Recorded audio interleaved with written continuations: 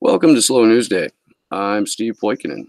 Um, I wanted to take a couple of minutes this morning before I get into the rest of my day um, to talk about Mayor Pete Buttigieg, the, the unofficial official Democratic frontrunner. If you don't count the fact that Bernie Sanders is beating him by like 30 points in every poll, Pete Buttigieg seems to hit all of the right identity politics buttons, overlooking the fact that he's white.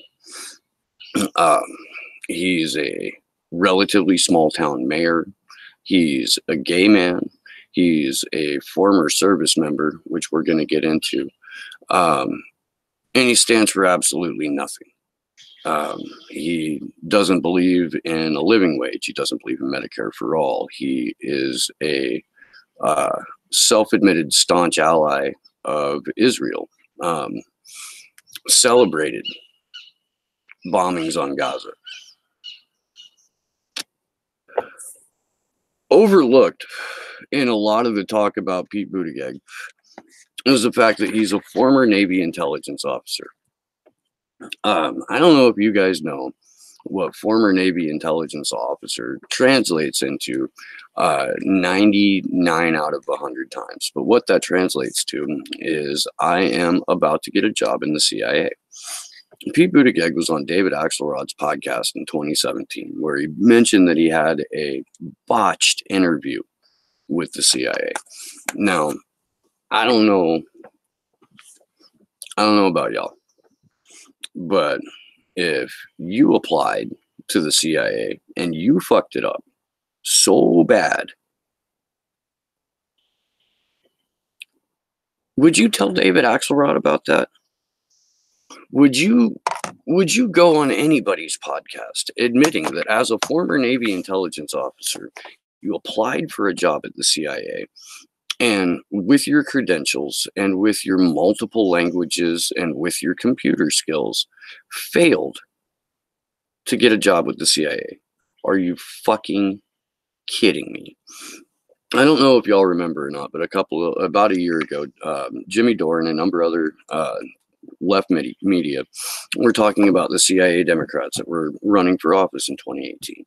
We had, I think, a total of 57 confirmed current and former members of the intelligence community that were running for congressional office. What that article failed to mention, and I haven't seen a lot of research done into it yet, which is something I should probably look into my damn self, is how many active intelligence community members were already in key positions in local, state, and national government. Y'all, who's Pete Buttigieg? Really? While mayor of South Bend, he notoriously bulldozed the homes of low-income residents there. He's got the same attitude and policy positions towards black and brown people that match with the CIA playbook going back as far as the 60s, probably even before that when they were the OSS. We've talked a lot about on the show about the CIA's influence in our government and the fact that they've been in the White House at least since the 80s, if not since the murder of John F. Kennedy. Controlling the narrative allows this space for them to operate in, to where they can put their own people in key positions, not just in government, but in the media. Anderson Cooper is one of the easiest targets of that particular vein or that particular rant, because Anderson Cooper, aside from being a member of the Vanderbilt family, was also a CIA intern, something he talks about. We know that we have the intelligence community in our media. We talked to Jason and I talked about this last night. As soon as the NDAA was reauthorized, legalizing propaganda everywhere, that's when we had this influx of security experts and former National Security Council members and former CIA directors getting all kinds of cush gigs and being treated as just people who know a little bit about stuff and not members of the intelligence community who are there to present a narrative, who are there to tell you what to be afraid of, who are there to tell you not just what to be afraid of, but how you should best be afraid. This is Kratom, by the way, in here. I have found Kratom to be incredibly beneficial to me. I don't know if you guys know this or not, but a little bit more than a dozen years ago, I took an 18-foot plummet off of a roof and I landed on my feet. I shattered my left leg. I blew out my ankle. I was told by 5 different doctors, including the Valley Medical Center in San Jose and Stanford, that I would never walk again. I can walk, y'all. I can. It hurts, but I can walk. And the Kratom helps when aspirin ain't enough.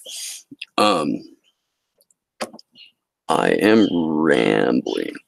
Yes, MS Mystery. They are in the, well, I don't know if they're in the process of making it illegal, but they keep trying.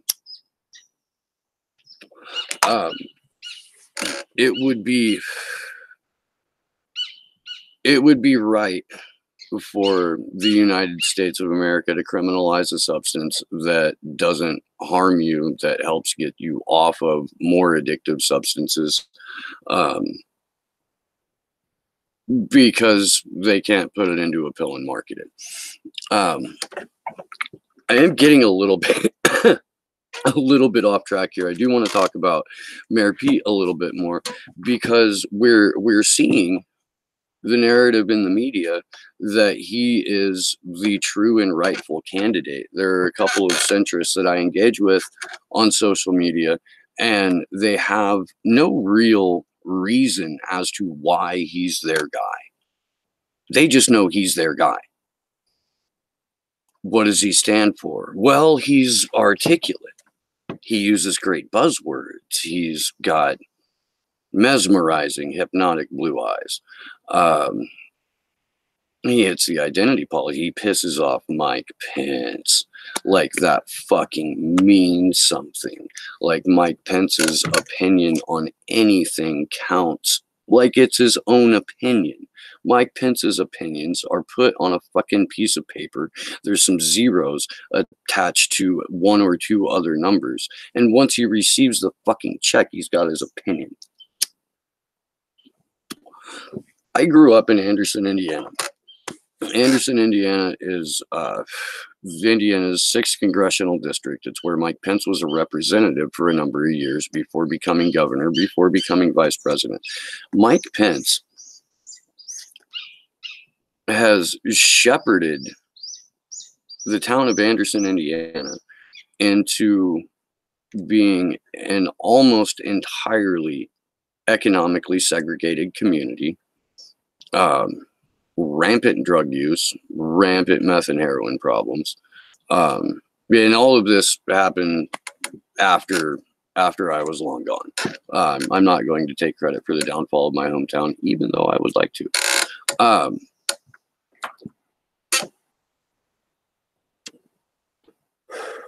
Try to check the chat here and see what's going on. What tastes like crap, Dingo? Kratom?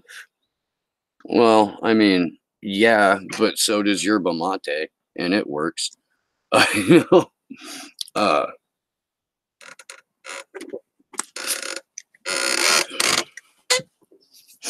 want to drive home the point that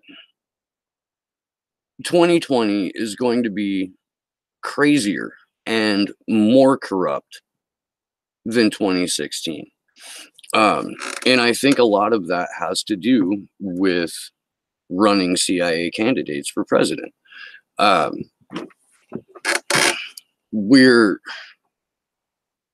at a really fucking weird place in the country right now, where we have access to all of this information. We have the ability to network with each other and communicate with each other, and we have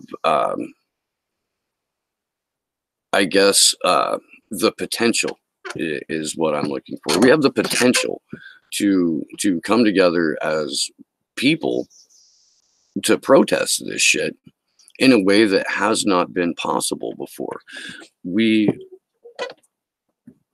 I feel like we get sucked into presidential politics because it's a fantastical show. It's the theater of it all. It's sold to us. It's marketed to us in a manner that makes us want to participate, because once we feel like we're not participating, we start to question the legitimacy of the organization, of the reality that we're living in. I think we need to take a step back. And I'm going to adjust the camera here because the sun seems to be really getting. Oh, that didn't do any good. I'm sorry, y'all. Here, let's try that. It's a little bit better.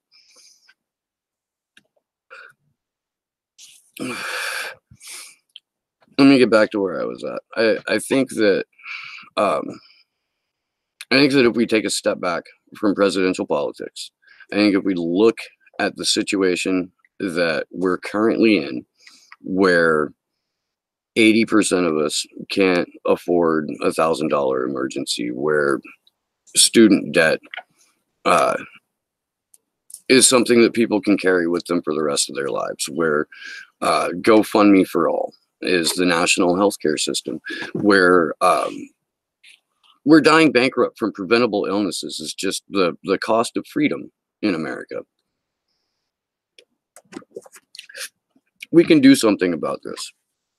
We can come together as people outside of the political sphere. It shouldn't just be presidential politics that get us talking.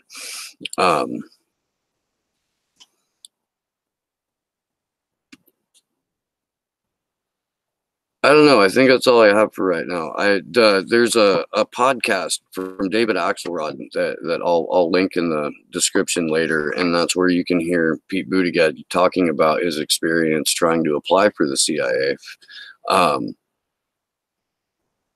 Keep your eyes open, y'all.